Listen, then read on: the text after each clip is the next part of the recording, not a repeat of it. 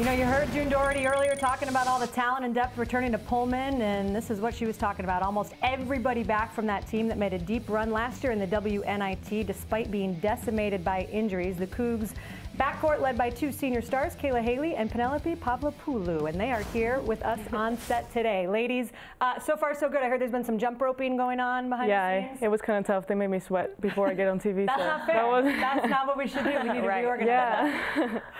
We talked with your head coach earlier, ladies, and she was talking about the excitement that she thinks that you guys are going to be able to compete for a Pac-12 conference title this year.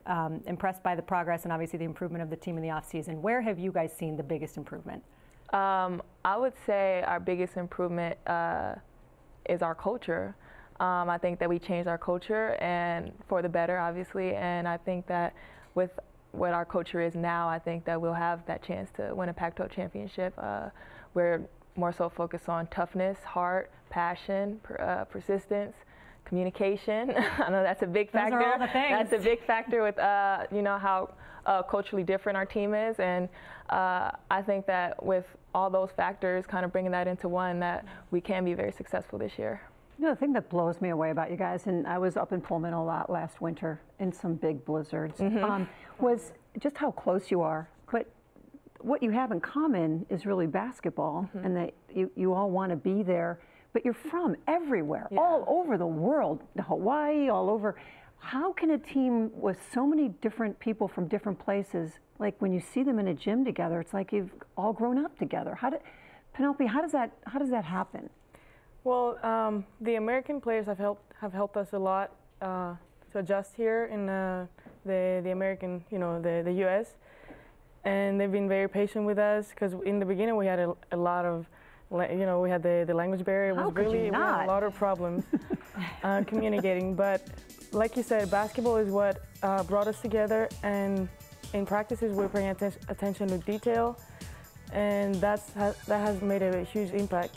And yeah, we're good friends too, so that helps. And a year ago, with the injuries, you step into that point guard position, and they hand you the ball and they say, let's run it. And what a great job you did, and then what a job in those 5 WNIT games, scoring double figures, assists, rebounds. What went right for you? What switch went off and you just said, I can do this?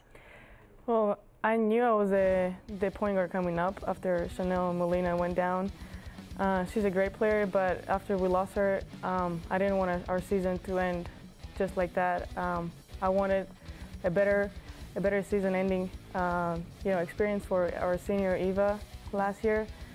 And I just gained a lot more confidence playing. You know, I had more minutes, so I got more comfortable on the court, and that's how it came. Apart from what you guys were able to do in the postseason, I think the thing that sticks out in my mind about your season last year was that upset over UCLA, the biggest in program history. Yeah. What do you guys remember about that game, and kind of where does it rank for you? That was probably top 5.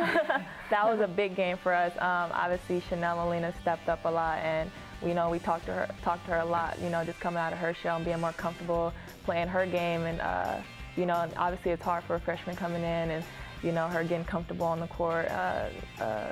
So I think that game was kind of a turning point in her career, but obviously it kind of fell short for her with that injury. But I mean, big expectations for her this year. Big expectations for her. You guys aren't afraid to talk about your goals. You're not. No. You look down. I think you were picked 7th by the coaches this year, and your coach is talking about being the champs. That, you know, you're a team that NCAA tournament's always been like way out there. You're not afraid. What do you think your team can do realistically? Personally, I like to take each game at a time. I like setting goals for myself and for the team in the long run, meaning going to the NCAA tournament and everything.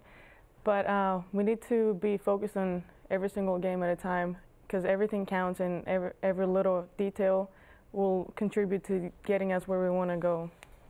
You talk about every little detail. You're a management information systems major, a minor in computer science, and you have a 3.77 GPA. Yeah, PGA, GPA. Clearly, I didn't have a 3.77 GPA. I want to know who gave you a B. Right, we're going to call them. How do you do it? How do you find time for everything? This is basically all I do. I just study and play basketball, and then hang out with friends a little bit. I don't do many other things, but